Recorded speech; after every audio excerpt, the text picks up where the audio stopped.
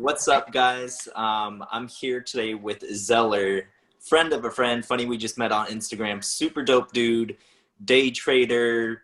I can't even put it into words. Just super dope dude, spiritually woke. Woke's not even the word. He's, in another dimension. But Zellar, do you want to give, a brief introduction of yourself and kind of your background, where you came from? Definitely. Yeah. So like Tyler said, I am a day trader, day trading coach. I chose that for the freedom. I've been at day trading for like 4 years now. I just earlier this year retired from door-to-door sales. I was in door-to-door sales for approximately 5 years. I think everyone should do door-to-door sales. Everyone. I was managing. I did most recently smart home systems, alarms, and I've done solar door to door. I managed for a solar company, and I did pest control for 2 years. So moved around, did a lot. I grew up. My dad was military, so kind of moved around a bit. I mostly grew up in Michigan and Utah, and ever since high school, I graduated high school. I started door to door. Like I said, I did it for a while. So that put me on the road, and I've lived in countless states. So a lot of people's hometowns better than they know their hometowns because of door to door. So what that taught me, I used to be like, before I was in sales, I was so shy. Couldn't talk to girls. I couldn't talk to neighbors. I was very, very introverted. Yeah, of course, man. So yeah, we were talking about door-to-door sales. What made you want to get into door-to-door sales? Yeah. Initially, my recruiters, I didn't have the best recruiters.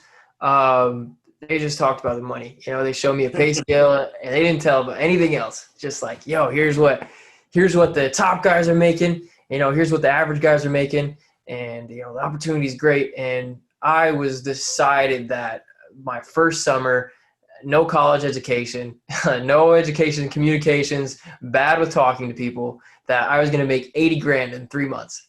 And that didn't happen at all. But I did have one of the craziest, a ton of crazy stories. One of the best experiences. I went to Nashville, just outside of Nashville, Tennessee, and I learned so much about myself and about people. And I made like 22 grand over the course of 3 months. So that was pretty good, actually. And I ended up doing it again the next year. So yeah, the money got me in, sorry, and then the experience got me to stay. Mm, nice. And you're talking about, you said self-development is really important to you. What does self-development look like to Zeller? Yeah, all aspects. So abundance is a great definition, and I like to live in abundance. And abundance is more than just money. People think abundance, money, but abundance is health, abundance, relationship, love, abundance, on and on. And so self-betterment, I try to better myself in all ways. And the main three are mind, body, and spirit. And so for me, I'm an avid meditator. So spirit and my mind, meditation helps my mind. Also meditation, a 30-minute meditation a day over the course of a couple weeks, your frontal lobe starts to grow. So it helps mind. Mind is also studying. I like to, as a trader, see how I can always improve my odds and learn how I can get better. And body, physical. So I just exercising, going on runs, breathing techniques, all those things. So there's always, and in my opinion, a big reason why we're on this earth and we go through things is we grow through hard things. And studying is hard. Working out is hard. Trying to focus on one focal point, meditation, is hard. So yeah, I like to do those hard things to grow. Nice. I love that. And I want to ask you about spirituality and those kinds of things, but I'm going to kind of walk down this list I have. But so you're going door to door, you do that for about 4 or 5 years. You're in this personal development journey. And then how did you get to trading? How did that, where did that come from? Yeah. Back in 2017, I bought I got into Bitcoin. I heard about it. I'd heard about it before, but I never got into it. In 2017, when I got into Bitcoin, it was like $2,000 or $3,000 for one. And for those that know Bitcoin, understand it, that next January 2018, yeah, exactly, hit 20 grand. So I thought I was a genius because I bought when everything was low, and I'm like, dude, I'm badass. I'm the best, dude, because I bought and just made money just by putting money into it. And I rode it all the way up. When it hit 20 grand, I thought I was going to go up forever and I was going to be a millionaire, and that didn't happen. But it came down, and I finally did pull most of my money out at around 12,000. So I still quadrupled my money. I got into different coins more than just Bitcoin. And so that got me hooked. And I used that money. I remember I decided to travel after some door-to-door stuff, and I put 3,000 into trading, and I turned that into like 12 or 13,000, something like that. And I just traveled Thailand and India and Vietnam. I rode a motorcycle across Vietnam, like got to do all these cool things and just experience this total freedom. Like I wake up every day and it's like, what kind of adventure am I going on? And so after that, like I was hooked. So when Bitcoin and everything started to go down, that's when I realized I didn't know everything. I'm not a genius. And I learned that there is a skill set with finding the patterns. And so I stayed on crypto for a while. There was a bear market until earlier this year. So almost a 3-year long bear market, about 2.5 years. And that's when I slowly got over to Forex because I trade on patterns and I learned the patterns, and patterns tend to work better. Pattern trading works a lot better in Forex. It's more predictable than something like cryptocurrency. So got in because the excitement of profit, and I stayed in because of the same thing, the profit, but the freedom that it provides. So, and like I said, earlier this year, last year was my last summer because I did mostly summer door-to-door sales. Last year was my last summer going out, and but I've been trading like for the past 4 years in the background. So that's super awesome. And you went full-time this year? Yeah, and officially, Wow. just with everything changing with COVID, I've been back and forth to Mexico a couple times. I went to this year. I went to Costa Rica this year, and I have the freedom to do that. I don't have to be anywhere. I don't have to do anything for anyone except for myself. Love that. Yeah. Is that why? So I don't know if you've seen this, but I have people hopping in my DMs 24/7, Facebook, Instagram, Forex, join and you see those trading clubs that they have. So is this why Forex is so popular? Like, what is it about Forex and trading that's so, mind blowing to people? Yeah. Well, 90% of traders fail. So 90% of traders, they give up and they quit before they see profit.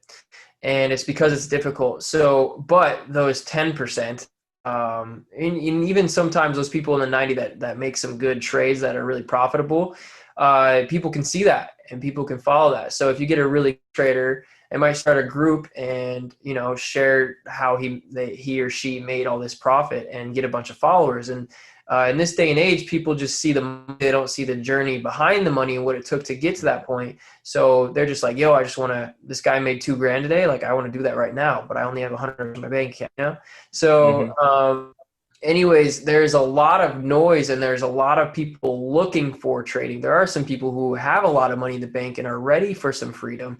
And there's a lot of groups and stuff where people will join and they'll pay money to, and they'll never learn how to trade. And it's just a lot of these people looking to get their money consistently, and because their trading isn't really good enough for them to make a full-time income off of trading, so they make this group to get people's money to teach others.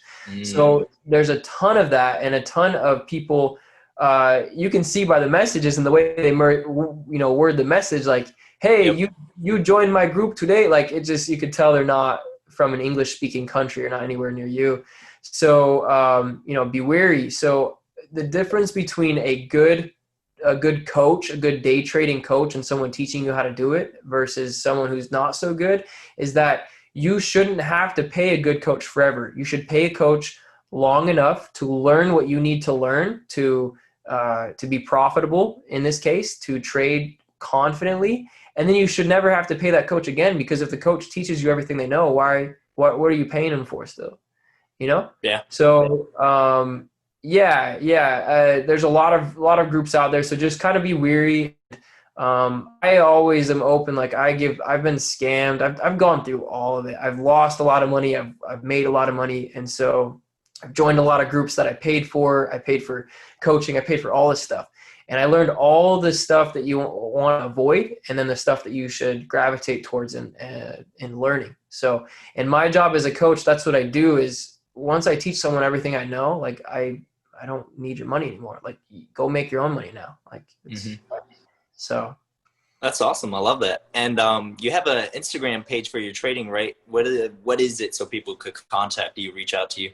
Yeah, The Ascended Trader, at The Ascended Trader. My Instagram, my personal one is at Zellar Frost. I've linked it there too. So if you can't remember The Ascended Trader, and I named it that very methodically. I did that because I'm more about like trading is honestly 80% mindset and self-betterment and only 20% technique. And a lot of my life is that, like I talked about already, self-improvement and making myself better. So to be a good trader, you got to be a good human. So yeah, that's very true. And when you're talking about growth, this is just what I see, right? Let me know if I'm wrong, but you seem like a very spiritual person. You know, can you go in on that? Were you always like this spiritual person, enlightened, or, you know, how did you come about this, you know? yeah, I'm a weird one. Aren't we all? Fair. Yeah, we all have our quirks. When I was 14, 15, I was meditating. I actually read, by the time I was 17, I had listened to the Quran all the way through. I had read the Bible. I had read the Book of Mormon. I listened to most of the Torah. And so I have, for almost as long as I can remember, well, until when I was like 12, 13, I've had this interest in spirituality, this connection to the universe or God or whatever you want to, if you believe in that sort of thing. And I've had so many experiences, spiritual experiences, just to back up the fact that there is something or someone, or we're all connected, whatever that massive intelligence is. So I finally settled on Tibetan Buddhism. It made the most sense to me. And when I was 16, 17 years old, I was trying to learn Tibetan and writing out mantras and prayers and stuff like that. And so that's one thing that's kind of stuck out about me. I find that when I have that connection to infinite intelligence, to source, to God, to the universe, whatever name you want to label it as, I perform better in all that I do.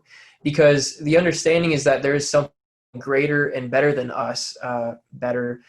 And the Bible likes to say that we were made in God's image. So I like to see it as like, if God is the ocean, we're drops of water. And so if I can just tap in, it's like the best way. We're divine and we have this great potential, but we're not everything. We're not God. We're just a similar. This is a great analogy. Yeah. I love it. Can't remember where I heard it. So by the way, if I say anything good, I just heard it from someone else. So don't quote me.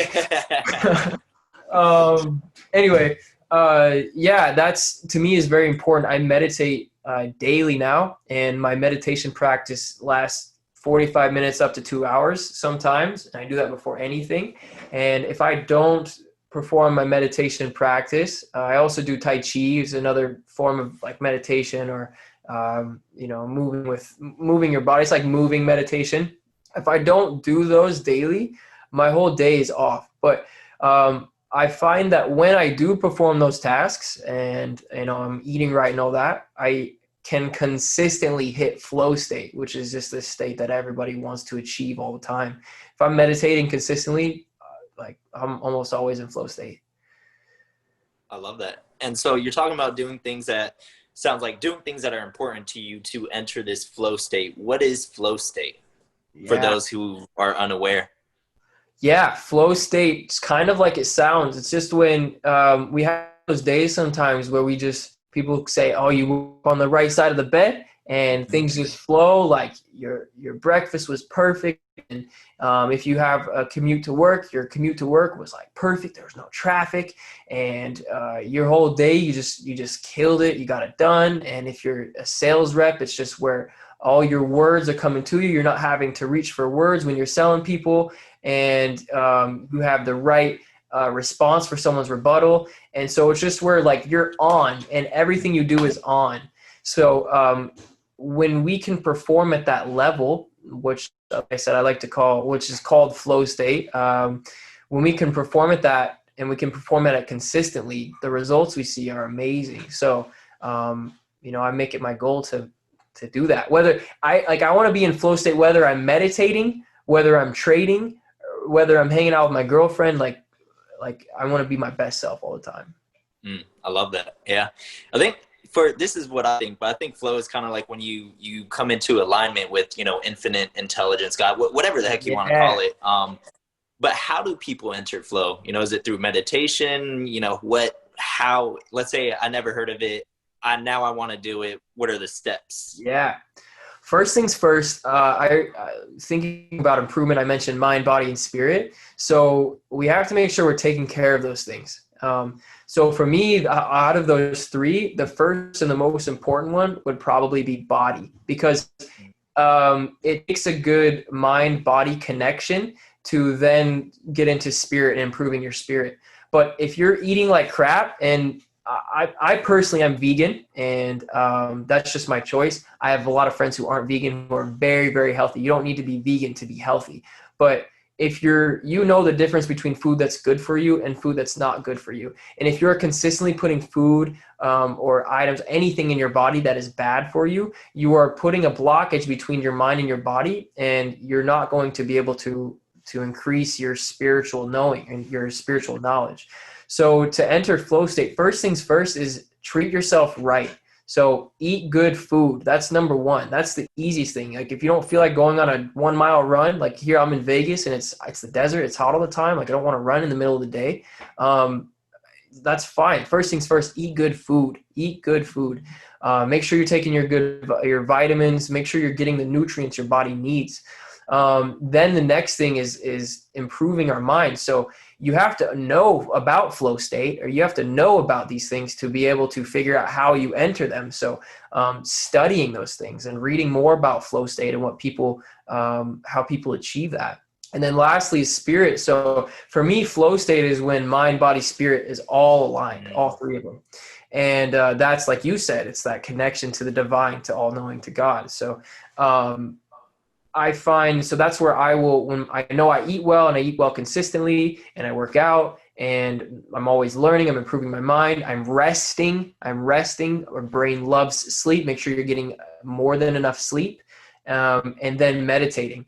And if I do all those three in a day, and I'm always eating right, and then I meditate, like I said, it's really easy to just flow from there, because they're all in a line, and I make sure I do my best to make sure they're in a line all the time. It doesn't happen every day. There are some off days for everybody, but yep.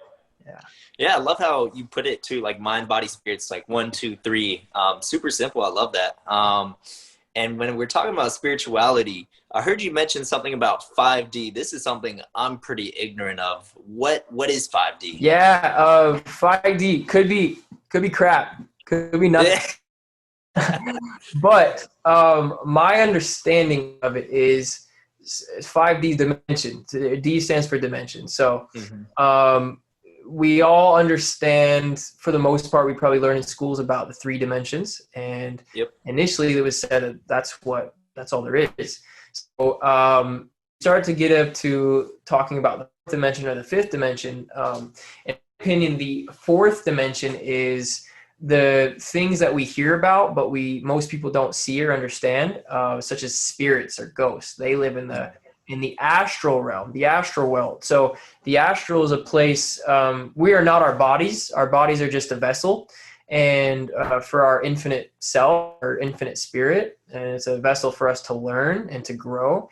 And when we get to 4D, this infinite being that we are, that's being able to, like I said, 4D, in my opinion, is the astral. I'm trying to explain, I can visually see these, but putting it in words is where we're getting to. Beyond words, Yeah, which is hard. right. So imagine, okay, let's do this. All an ant sees is its own little world. And it's all it focuses on. And even when you you walk by an ant, let's say you bend over and you put your finger down, the ant crawls on your finger. It doesn't really understand you're this whole other being, right? At least we don't know that it does. It might. Yeah. But the ant is the ant's world. It doesn't know that there's this whole other world and there's these other communities like humans and other animals, and then potentially even, other planets and communities on these other planets potentially. The ant just knows its world and its anthill. So imagine we are the ant, okay? And so if we and our society and stuff are 4D to the ant's 3D, imagine what 4D is to us. So, and then stepping on, you said 5D. So going beyond that is the fifth dimension. So, fourth dimension is time, in my opinion, in the astral. So if you can step into the fourth dimension, which people can do by meditating or astral projection like that, you're stepping out of time. And so thinking what's next is the fifth dimension. So in my opinion, our infinite selves, our infinite spirit is not just confined to 3 dimensions. We are actually probably up to 12 dimensional beings. It's just we are in an infant stage. There was a point maybe we were 1 dimensional, 2, and we've just grown to be this 3 dimensional. So this is a whole long answer, but 5D to me, our world is shifting. And you and I were talking about earlier, I think right before the call, how it's nice that we have the freedom to be with family and still work abroad. So these are things that are changing. Another thing I've noticed is there are so many people who are having what I call a spiritual awakening, where they're realizing that their day-to-day doesn't match up with what their heart and their soul wants to do and came to provide for this world. So people are looking for something bigger and better. There are way more things out there about meditation, about spirituality than there was like 5, 10, even 20, 30 years ago. And all this knowledge of spirituality and just the secret knowledge that the secret societies had, this has all been released in the last 5 to 10 years. So whether you understand it or not, the world is going through a shift. And in my opinion, we're going to be shifting to be able to combine the 4D world with our 3D world, and then eventually combine the 5D world to the 3D world. So we'll be able to see these things like we can see now. We can see colors. We'll be able to see what's in the 4th dimension and the 5th dimension eventually.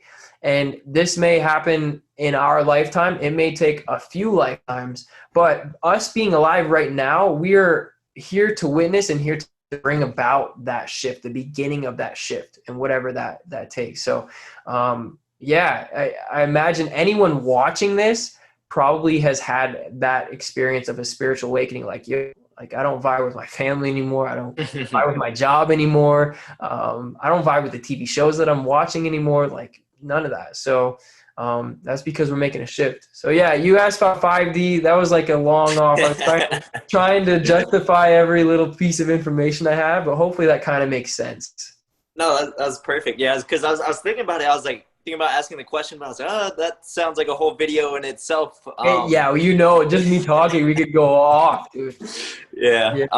That's super awesome. And I think like we were talking about all the changes and stuff like that, and people are finding this spiritual awakening, and I think it's perfect. I think we're in an amazing time, honestly. Next thing I want to talk about, so you're talking about traveling. So I've recently been able to work remote for the last month now. I only went to, parents' house and visit some friends in Florida, but nice. You're working overseas, is that right? Yeah, I work where I have Wi-Fi. I love that. And what exactly, because I heard it's cheaper. Like, what, you've been to some Asian countries, to Vietnam? Yeah, Vietnam's wild. Like they eat rats and snakes and everything there. Cool. Dogs, cats, they eat all of it. And honestly, just because that a lot of times in the city they're poor and they can't afford the higher, more expensive meats such as like steak and stuff, and so they'll find whatever's out. But yes, you said cheaper. with this whole growing, we're here in this world to grow, to learn, to progress. A big part of that in my life is experiencing other cultures, other religions, other viewpoints. And so if we only ever, like, let's say we just stay in our hometown, we were born in this town and we stay there our whole entire life, and we marry in this hometown, which a lot of people do, and that makes them happy. We don't ever see these other point of views or these other opportunities. We're completely closed off to all the stuff that could be. So, I have my favorites. I haven't been everywhere. I've only been to, I don't know, probably less than 10 or less countries, maybe right around 10. And, I have my favorites of where I want to stay and live. But yeah, the United States is definitely the top 5, maybe top 6 most expensive countries. So, for instance, I plan on going to Mexico for at least 3 or 4 months, maybe more by the end of this year. And I can get, in Colorado, I had a 2-bedroom apartment that was not high end. It was like one step below high end. Mm-hmm. And I was paying $1,800 a month, and I had a great view of the parking lot. Like it was okay. I had granite countertops, but $1,800 a month, that's more than people pay for their houses. And we're in Mexico, right now we're looking at a 4-bedroom house that's like $1,000 a month in equivalent. So we're getting twice the bedrooms for almost half the cost. And it's like, we have a pool. It's a really nice house. So, if I just stayed in my hometown, I would never see this opportunity. And people, just because of news and of Twitter or whatever we get ideas of these other countries. Like with Mexico, a lot of people have a bad view on Mexico because cartels and drugs and all this stuff. But, it's just like the US. Like, I would never live in Chicago. Chicago's murder capital of the US, right? So it doesn't make the whole US bad, right? So the place I'm going is towards the beach. It's like southern Mexico. And Thailand, I would love to have a place in Thailand. Thailand is full of, like, it's the nicest people I ever met. When I first went there, I was getting a cab ride, and I thought he asked for what was equivalent of like $35, which should have been like a $3 ride. And I was like, and it was total language barrier. I didn't speak any Thai. He didn't speak any English. And so I'm like reluctant, but I put my money and I give it to him. And he's just like, oh, no, no, no. And he like pulls back. He just gives me all my change back. He totally could have screwed me and made what people like him would, or, cab drivers like him make in like a week or 2 weeks. He would have made in 1 second. So, I would have never known that Thai people are that great had I not gone there. So, I love traveling, and because I trade and because I coach day trading, I can do it all from Zoom, like we're doing this call. And I can day trade as long as I have internet, which some places, I spent some time in India. It's hard to find good internet in India. But yeah, as long as I can find it, I can make money. I can do it. I love that. Yeah. Sounds like you really designed your life. Like, was this in your mind before, or how did this, come about? Yeah. I dreamed about this. So dream board. I had a dream wall at one point, or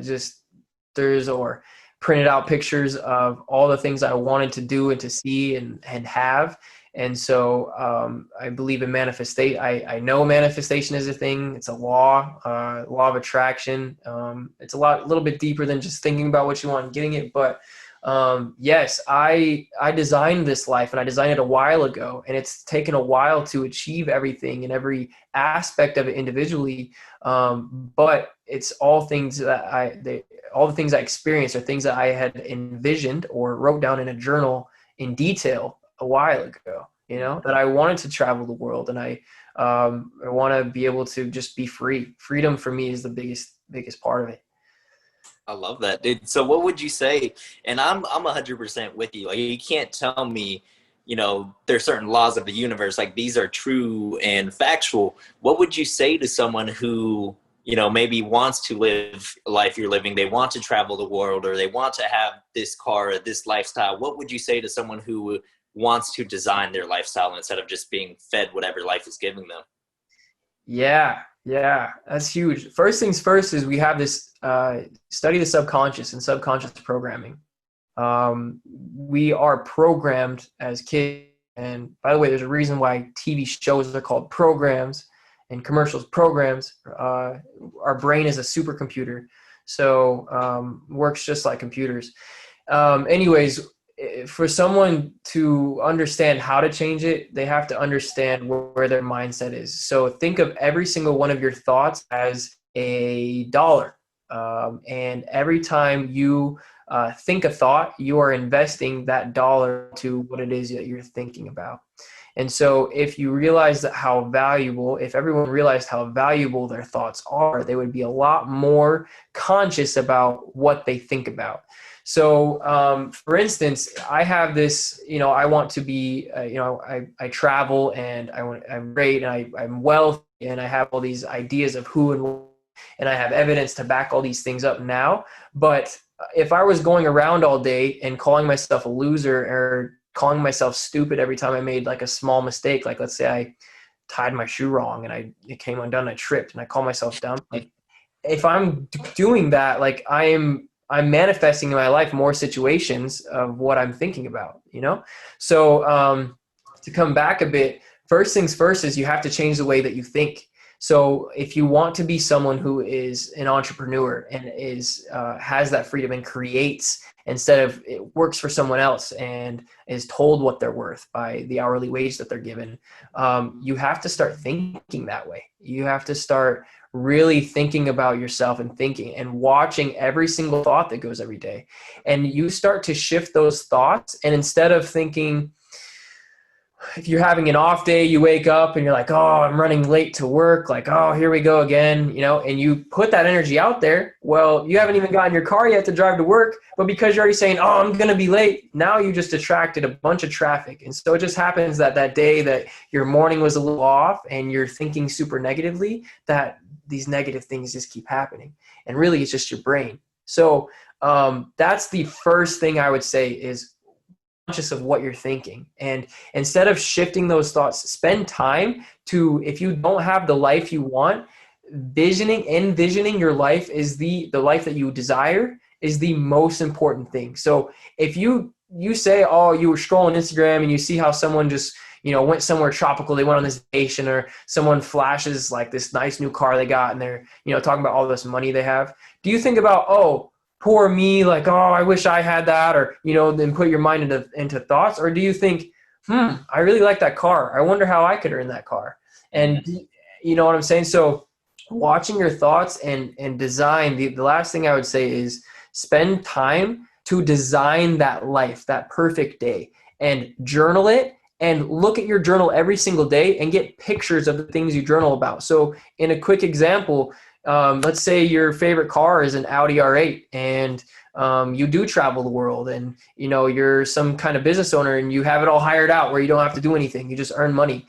So you would write in my journal, today I woke up to breakfast made by my chef, by my personal chef. And I later got in my helicopter to ride to the airport, to hop in the jet, to go to Bali, where I had breakfast waiting for me at my favorite 5-star restaurant, right next to the beach. Blah, blah, blah, blah, blah, blah, blah. Maybe those aren't your things. Maybe a Honda Civic is the car you want, but you need to have, if you don't have a vision of what you want to be, you're never going to be there. So how I said your thoughts are investments, by you thinking of that perfect life, you are investing so much thought energy, thought money into that thing that you want. And every time you think about it, or every time you wake up and you look at your wall and you see all those things, you see that brand new Honda Civic that you want, you see that nice new jet, a picture of it, and maybe you cut out a little picture of your head from a picture and you put it in the window of the jet, right? You see those every day. You are now investing your thoughts into what you want. So yeah, that's a long answer too. No, dude, Zeller, I can't thank you enough. Like, just that, I was lighting up. That's someone, because that was absolute fire. I know someone listening to this, it's gonna resonate with someone. I love that last part where you're talking about stick the picture in there. I'm gonna go do that upstairs. Do it. Do it. So just to recap, everyone, one, change your way of thinking. You have to take account of your thoughts. I love the analogy you used. thinking of it as a bank account, every thought is a dollar. So where you're spending your money is, you know, what you're going to create. Mm-hmm. So one, change your thinking. Two, envision yourself in it. Be so, step into that vibration, step into that person, you know, journal it, see it, visualize it. You know, do what you got to do, make a vision board, all that stuff. I absolutely love that, man. I really just have one more question, and then you could talk about anything if you want to talk about it. But dude, that was fire right there. That made the show, man. It made my day. Like I said, bro, all this stuff I heard from people better than me, so I just relay what I hear. Yeah, that's so true. There's nothing that, it's just all passed down from someone else eventually. Yeah. Talking about traveling, you went to Costa Rica, you did ayahuasca. Tell me about that experience. Yeah. So to be ultra clear with my process, I talked about how we're programmed through TV and through our teachers and our parents and all that, telling us what the proper thing to do is and what we should be doing, right? So a big, huge key to me breaking out of that were psychedelics. You don't need anything to break out of that thought pattern. You can do it on your own, but to me, it was a shortcut. And so I went on this journey of psychedelics that really helped me to, my mind, body, spirit wasn't in a line. And what it did is it took this substance into my body, and it just like aligned everything and more. I was able to just see 4D and 5D things that you wouldn't see normally. And it really allowed me to, over the course of many different sessions of different psychedelics, to put my life in line. And I am still learning and getting better. But fast forward, that journey led me, I started with marijuana. Is a very, very light psychedelic, very, very, very light. And marijuana can be very healing if you're using it intentionally. If you're using it just to escape your problems, it's not going to do anything for you, but probably cause more problems. And then the next step for me were mushrooms. The next step after that for me was LSD and eventually ayahuasca. The difference between me taking these things versus many other people is my intention. I eat mushrooms and I go on a hike in the mountains by myself, right? Where most people pop mushrooms, they might go to a rave or go to a party and hang around and maybe drink some alcohol with it, right?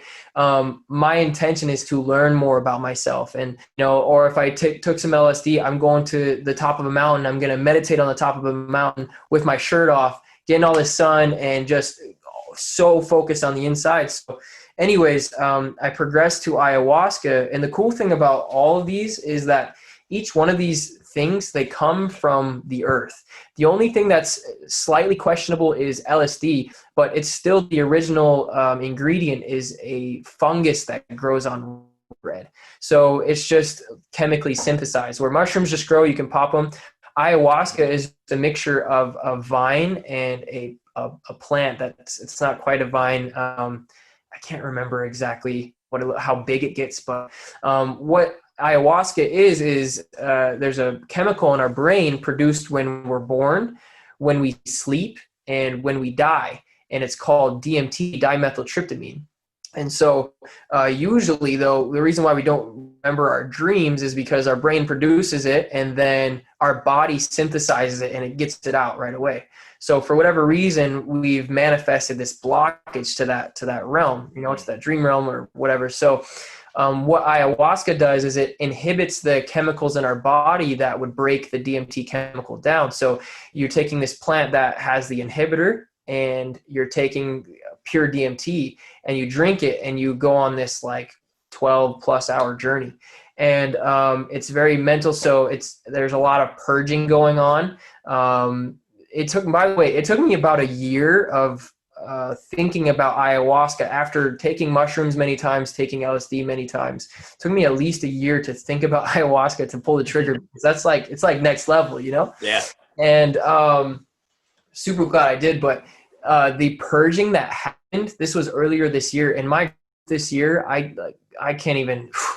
I thought I was growing the last 5 years, but as soon as that happened, it's like a rocket. And the things that have come into my life and that I've learned. But I said purging because purging can be where you're throwing up or you're sitting on the toilet. But it could be more than that. Crying is purging.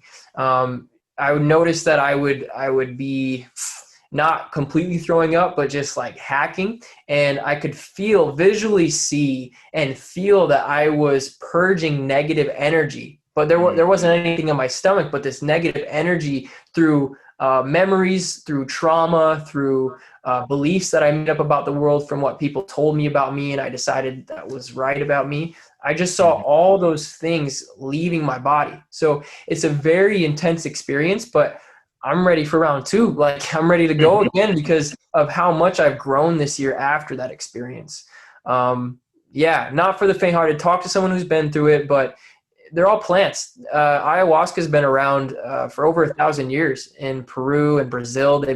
It's like a coming of age healing ceremony type thing. And, I tend to find that people 1,000 or 2,000 years ago or more I feel like a lot smarter than we are now. And so I like to kind of follow their path versus the last 100 years. Yeah, 100%. I like to look at the Egyptians. Man, they were really, really wise. And I like two things you talk about is like the programming. And, it's like in the 60s and the 70s, they had this big, hype around, psychedelics and stuff like that. And then society, parents, teachers, just everyone, the government, they were like, oh, these are quote unquote drugs. And for everyone, listening right now, I just want to say same thing, you had to change your beliefs and stuff like that. Encourage yourself or change your beliefs. Don't just because someone says this doesn't mean it's true. They used to tell us the earth was flat and we believed it. They say psychedelics are bad. These are plants from the earth, but big pharma companies are giving us X, Y, and Z, which is a lot more harmful in my opinion. Another thing you talked about was intentions, which is, when you think about, when most people think about like shrooms or acid or anything like that, they think of a rave party, super cool colors. So when you talk about intentions, what does that mean to you? Yeah. Having purpose, and intention is not just with psychedelics. I have intention for everything I do. Okay.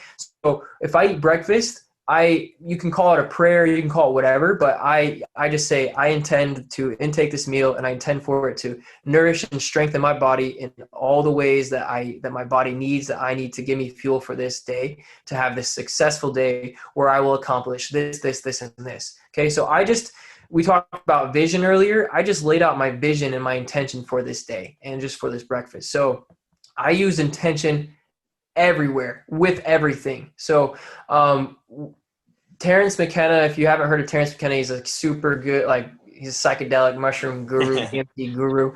And he's the one that really put me on to intention and doing things with intention. So before I, have a trip, there might be something that I want to work on. So one thing that I wanted to work on in the past was like receiving and giving more love.